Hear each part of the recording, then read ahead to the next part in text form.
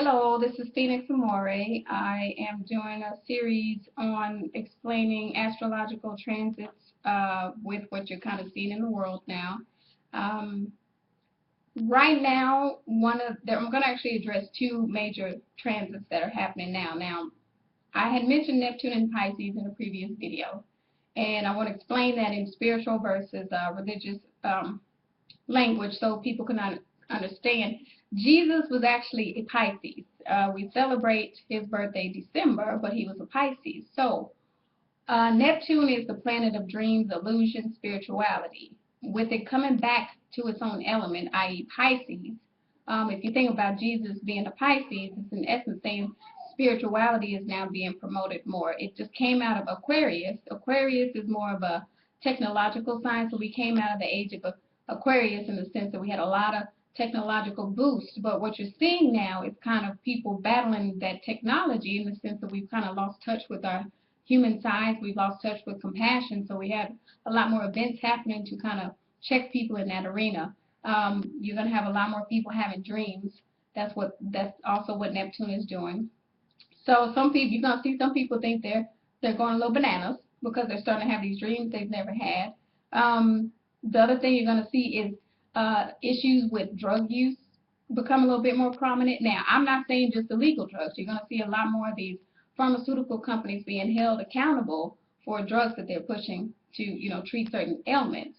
And people going back to more natural remedies as a result of us coming to a reality that, just like the age of Aquarius, that kind of all falls into place with man-made medication. Technology kind of all links together, and we're finding we may have gone a little bit too far. And so you're going to see that pendulum start swinging back towards more natural remedies and people becoming more in touch with intuition and our original instincts on that level.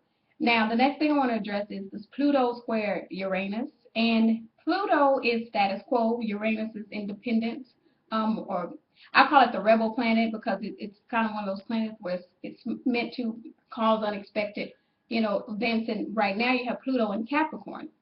Capricorn is the sign of the father or government or, structure type scenarios or basically structure. So government men, that sort of thing. Now, Uranus is like the little people. Uranus is the individual. Right now it's in Aries. Aries is like the baby of the zodiac. So you have basically baby versus father because Capricorn represents father, or individual versus, status quo. So you have these clashes you're noticing more in the news where you have more rebels coming up saying, hey, we're tired of the government doing certain things. You see all these politicians getting found out left and right about certain shady dealings that they've kind of been, involved in, and people, Uranus, the individual, demanding that, these structures are held accountable just like them.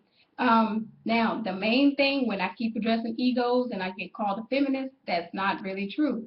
I see the writing on the wall in the sense that men have kind of forgotten their kind of role in the scheme of things, and they forget that a lot of them, I don't want to say they and lump them all together, but the egos have become too huge. We've made a lot of men, quote unquote, gods, and lost sight of, the fact that the connection should be with a higher power. And a lot of men have a mindset that a woman needs a man, and God said it's not good to be alone. Did not say a woman's going to die without a man. Didn't say a man's going to die without a woman.